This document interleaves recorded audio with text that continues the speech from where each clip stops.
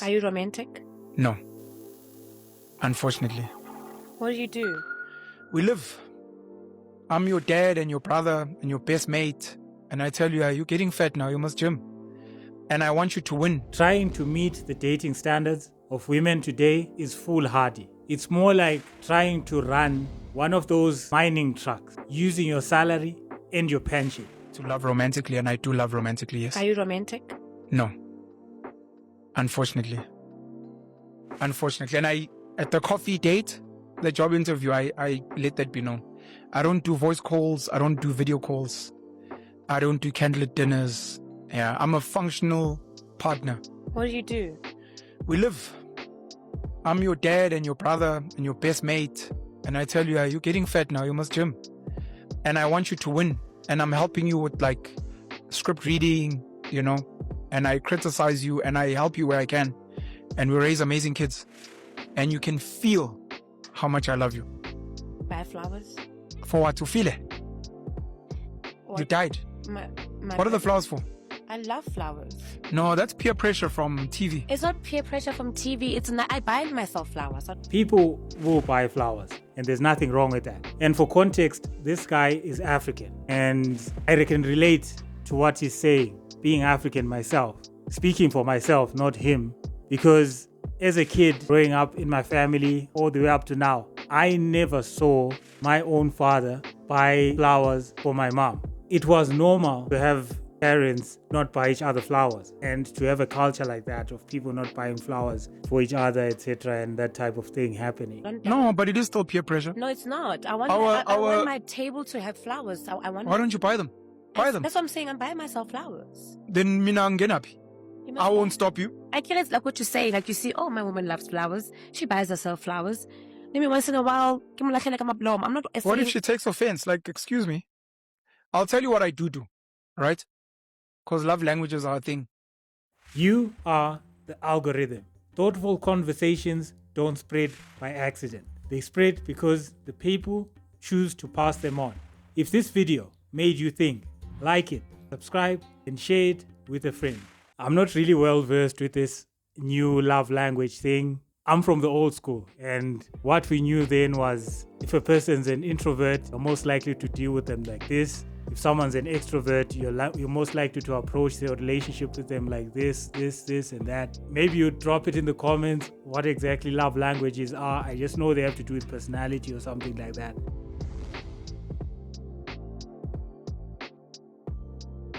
We have the chats, and in the chats you tell me what you appreciate, what you'd like. I tell you what I can and cannot do. And in that we try and speak about a compromise. So for example, you love flowers, I love oxtail. And you're like, sorry, I'm not making oxtail. I'm like, no problem. I'm like, look, let's do a trade. You do oxtail, I buy you flowers. You go out there, your friend, oh my gosh, he bought you flowers. You're like, he hates it. But he buys you flowers, I know. I also then cook him oxtail. I fucking hate it. Why are you doing it? Because we appreciate each other, and we've told each other what we appreciate, and we've found a way. But this thing of women of being like, no, but you must willingly want to. No. I'm telling you honestly, I hate it. But I will do it as a compromise because I know it makes you happy. Hence I'm saying that sometimes I get it, the more we spend time together, sure, the more you see, oh, I see Pan likes black t-shirts, and I'm passing by a shop and I see a t-shirt that will look nice on you. Don't do that. Don't do that. I buy my own t-shirts. When did I ask you to buy me a t-shirt? You'll buy me a t-shirt, I'll take it back, you'll get offended. It's important to have these types of conversations with women, particularly early in the relationship. I think that's much more effective than actually going on all these dates.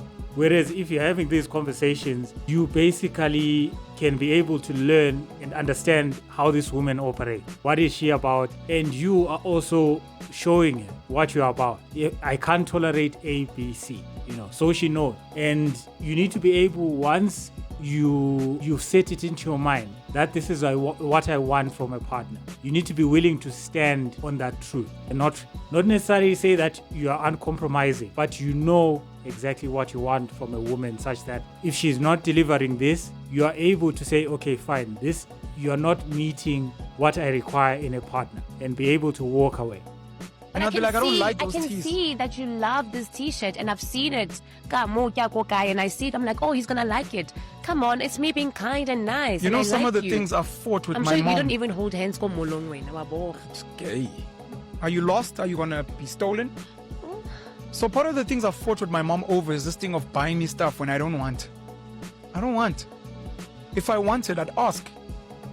Please, may you buy me a t-shirt? It would make me very happy. This thing of taking initiative, no, but I thought you would.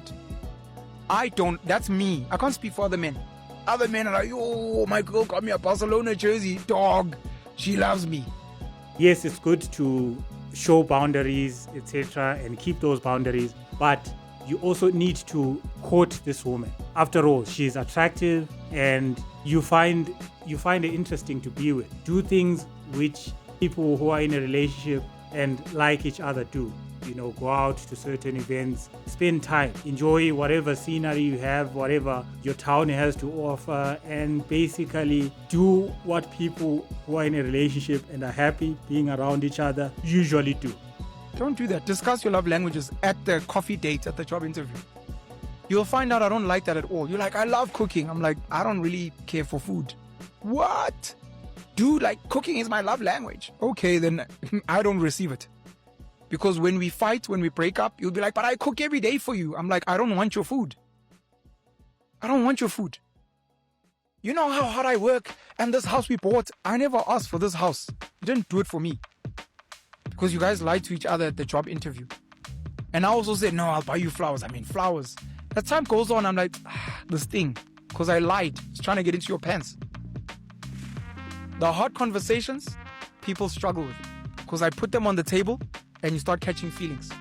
No, but what if you? I'm trying to get into your pants. I'm like, ish.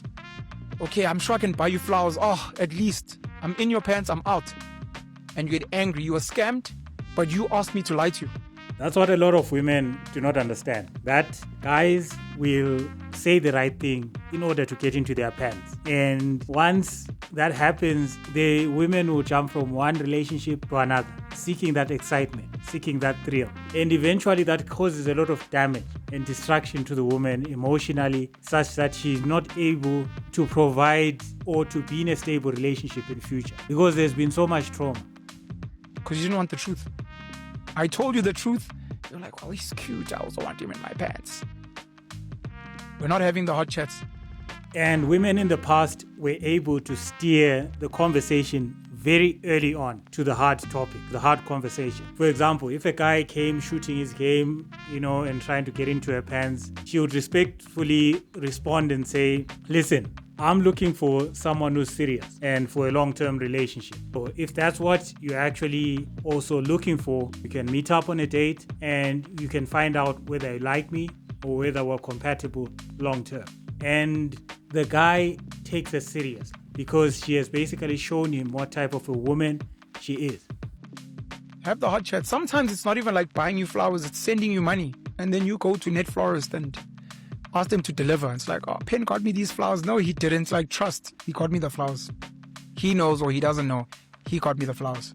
And it's very sad that today women do not realize that the excitement, these guys who they are excited to be with, who turn them on, the Pookies and Ray Rays, those guys long term are not feasible. The guy who is feasible is the one who's not exciting. It's the same like cars, the Japanese cars, they used to build them to last long and they are not exciting. They don't drive as well as their German counterparts, but they are practical. And that's the same thing with relationships and with men. The ones who are practical, the ones who will go and be very effective in the long haul and good partners in the long haul are not going to be exciting. So that's one thing which they get, which they can't really understand. There's an ex I dated whom she taught me how to give girls money. I never believed in giving girls money. I was like, that girl can go jump. But the way she served me made it easy for me to do things for her without asking. And she never asked. But it's the way you serve me on the things I care about that by the time you're like, oh, I'm going to do my hair, I'm like, oh, wait, ish me bambala. And that's what females don't understand today. They expect men to spend right off the bat. The moment you see her, the first 5 minutes you're making plans. According to them, you should be making plans to go to a 5-star restaurant and spending thousands on her. They actually think that's normal. And that's not the case. A man will spend on a woman who shows she's invested in him. Someone who brings a different element which he requires or desires in his life. You know, is she someone who genuinely cares for him? Does she have the skills? Can she cook? Is she feminine? All those types of things a guy would actually be happy to spend on such a woman. Oh, and in that, it's not like, oh my God, money. It's just like, oh, thank you so much. I'm like, yo, hey, actually, let me top up.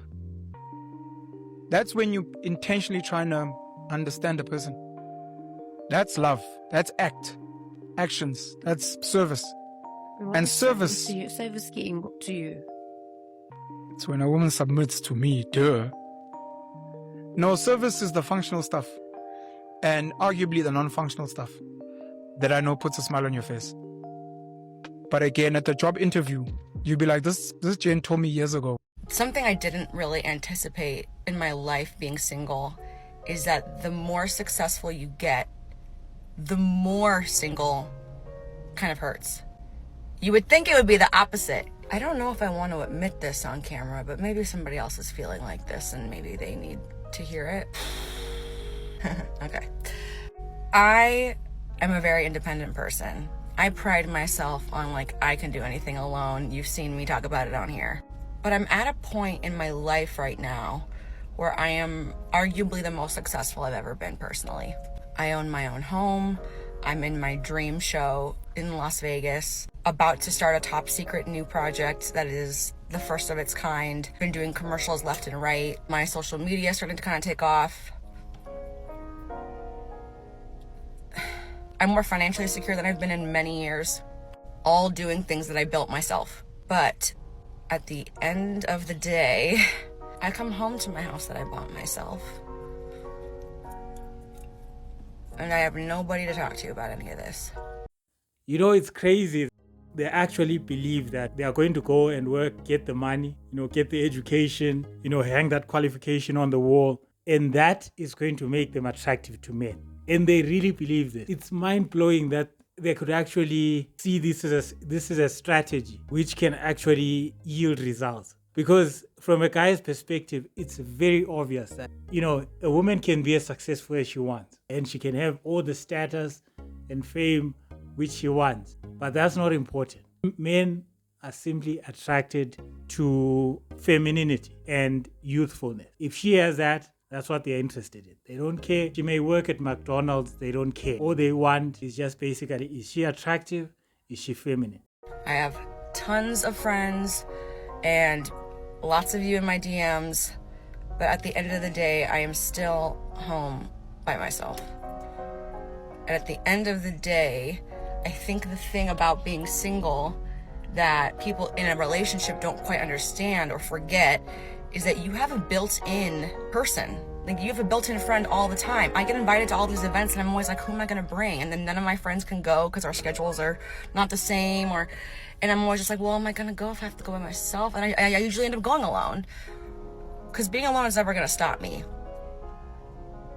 But I'm just getting tired. And ironically, the more successful I get, the worse this feels, not the better it feels. Females are supposed to be on your side, helping you to reach your goals. So she's supposed to be the support. But when you have a person who is trying to control stuff in the house, they're giving you stress in the house. Trying to be a success in the modern world is very difficult. There's so many challenges. There's so much things, which are going wrong. And the last thing you want is to have a difficult person in the house.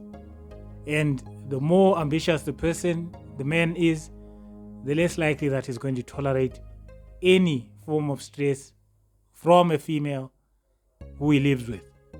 Because his house is his peace. Better it feels.